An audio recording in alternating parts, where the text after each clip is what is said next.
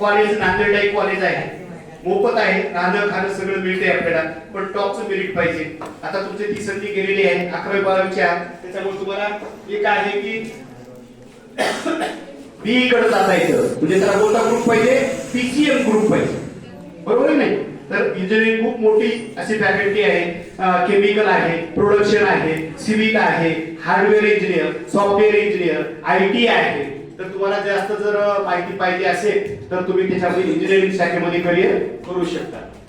त्यानंतर काही मुलं मुली बोलके असतात, त्यांच्यासाठी डीजे, बीजे आणि एमजे. डीजे म्हणजे डिप्लोमा इन जर्नलिझम, बीजे म्हणजे बॅचलर ऑफ जर्नलिझम आणि एमजे म्हणजे master of journalism.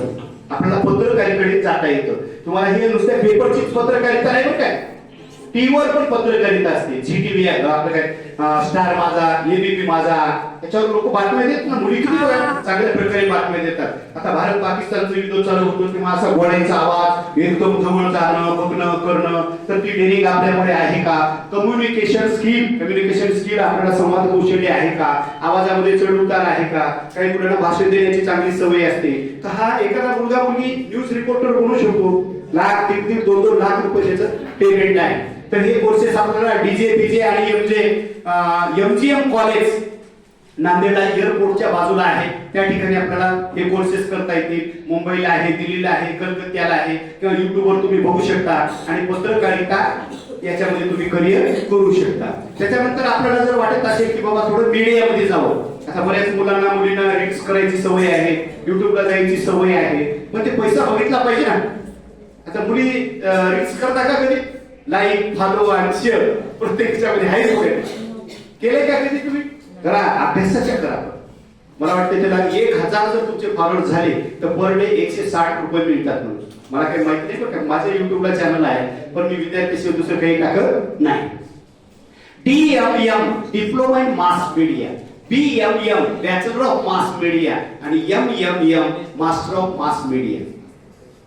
Diploma, bachelor आणि मास्टर हे तिन्ही कोर्सेस तुम्हाला मुंबईला आझाद मैदानच्या समोर सेंट झेवियर्स कॉलेज, ज्या ठिकाणी माधुरी दीक्षित, प्रेरणा टंडन, सलमान खान, काजोल हे सगळे शिकले त्याच कॉलेजमध्ये.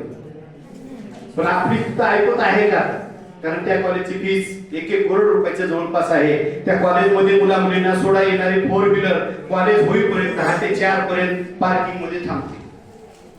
आपण होतो India is rich country but Indians are poor. आपण तेवढं मोठं स्वप्न बघायचं, छोटं मोठं आपण हा कोर्स करू शकतो. त्यानंतर ऍग्रीकल्चर मध्ये तुम्ही BSc नर्सिंग करू शकता. ग्रामसेवकाची परीक्षा देऊ शकता तुम्ही. ग्रामसेवक तलाठी होता, त्याच्यासाठी ऍग्रीचे कोर्सेस करता येतं. स्वतः एक न्यू टेक्नॉलॉजी वापरून आपण प्रगतशील शेतकरी आपण होऊ शकता. आपण बरेच वेळा बघतो 1 एकर मध्ये करोडो रुपयाचं काढलं काहीतरी. मग ते आता डबल ड्रॅगन एक आपल्याकडे आले बघा. तुमच्याकडे आहे का रे डबल ड्रॅगन? ते फळे आले बघा, एवढं मोठं लाल मध्ये काहीतरी ते निघतात. आता ते महाराष्ट्रामध्ये खूप आले, आपल्याकडे नव्हतं.